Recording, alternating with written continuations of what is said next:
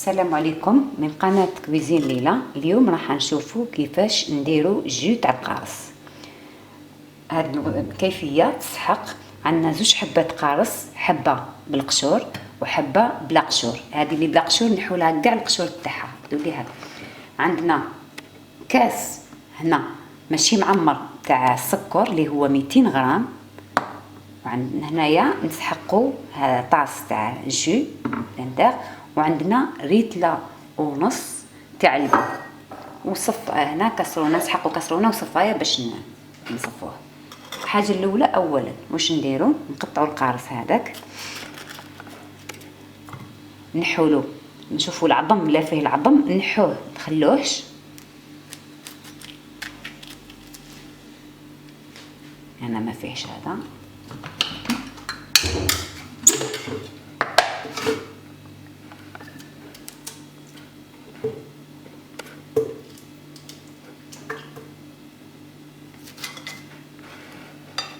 ماذا بيكم كي تحلوا القارص نحولوا هاد لا بولب هذه تاع الداخل هذا، نحولوا القشور تاعو باش ما يطلقش المرورة تاعها.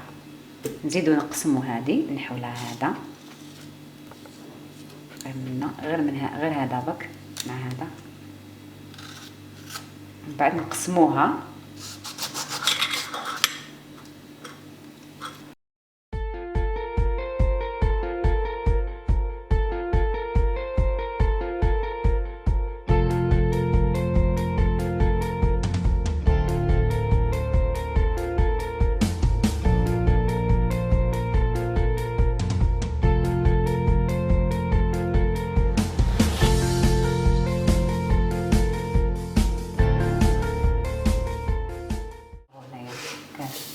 تاع السكر.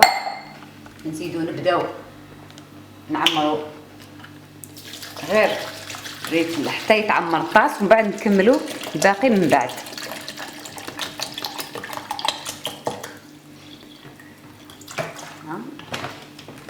نغرقوه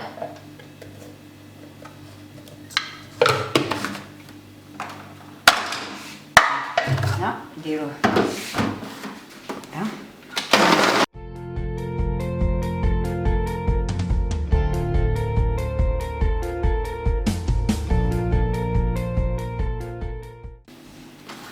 هذيك.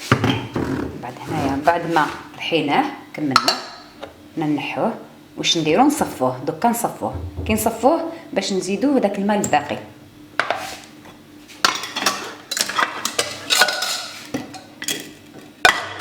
نصفوه. ماذا بيكم تكون عندكم صفايه كبيره، معليش ما تكونش كبيره على هذه معليش. هكذا نصفوه غير بشويه، نصفوه هكذا، نصفوه مليح حتى نخرجوا كامل هذيك الرغوه تاعو تخرج. نخرجوا كاع، يقعد لنا غير لي بولب تاعو هذوك القشور هذاك يقعد لنا من الفوق. يعني ولا غير بنين هذا القارص، بنين بزاف.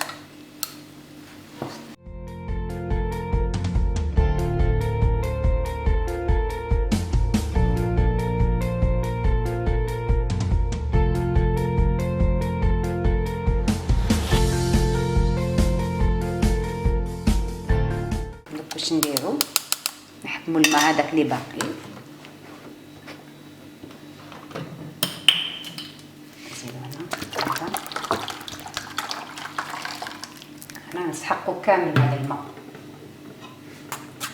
قلنا 2 ريتلات، هذوك 2 ريتلات لازم نديروهم كامل. ومن بعد تيك نتوما ذوقوه السكر، ذوقوا شويه. يعني هي المهم تجي، يعني يجي هذه هي يعني جي مي بصح ذوقوه وشوفوا. هذيك نحصلوا على هذا الشيء ها، ومن بعد نفرغوه في الطاس تاعو ونديروه يبرد. هاي تحصلنا على 2 قراع تاع 2 ريتلات تاع الشربات تاعنا. هي بالقارص شربات. وها قعد لنا كاس، قيس كاس ها هنا. هذه تحصلنا عليه، هذه هي دواجي تاعنا هو الشربات. والسلام عليكم، ونتمنى لكم ان شاء الله تشربوه بصحه وهنا.